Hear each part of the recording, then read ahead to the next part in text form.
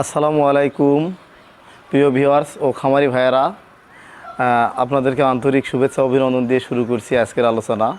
আমি পল্লী পশু চিকিৎসক ও এআই টেকনিশিয়ান। আমি 15 বছর যাবৎ পশু চিকিৎসা এবং কৃত্রিম প্রজনন করে থাকি। আমি আজকে আপনাদেরকে একটা বিষয় নিয়ে আলোচনা করব। বিষয়টা হচ্ছে উন্নত জাতের বকনা চিনার উপায়।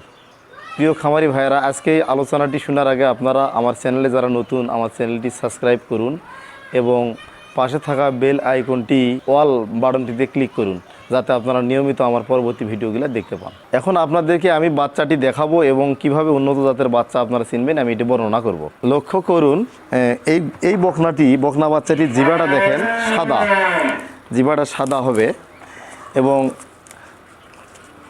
মুখের এই জায়গাটা দেখেন সাদা এবং থতনা হবে ছোট, খুবই ছোট হবে। ফ্রিজিয়ান বাচ্চা চিনার উপায়গুলো আলোচনা করতেছি। চোখগুলা হবে একটু বড় বড়, গলায় কোনো কম্বল থাকবে না।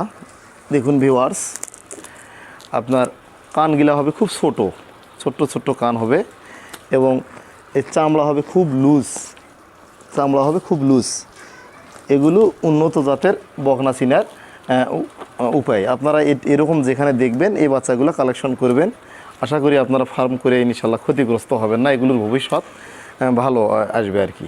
এবারে লক্ষ্য করুন, বাচ্চাটির পায়ের খুরগুলান সাদা, চারটা খুরি লক্ষ্য দেখান, চারটা খুর দেখেন সাদা, চারটা খুরি সাদা হবে এবং এই সামনের এই বডিটা সামনের দিক থেকে পিছনটা হবে একটু ওষার, সামনের দিকটা হবে সরু, বডি স্ট্রাকচারটা হবে ওষার। আর মাথাটা লক্ষ্য করুন, মাথাটা হবে চ্যাপ্টা এবং চওড়া।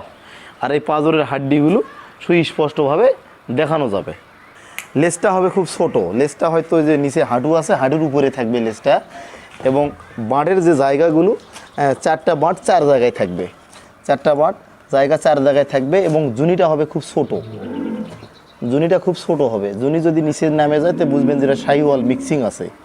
লক্ষ্য করুন, এখান থেকে এই পর্যন্ত সামনে পর্যন্ত একটা দুধের ভেইন দেখা যাবে, এই ভেইনটা স্পষ্ট দেখা যাবে এবং চামড়াগুলো এখানেও মসৃণ হবে, খুব মসৃণ হবে। সমস্ত শরীর চামড়া রবারের মতো পাতলা হবে।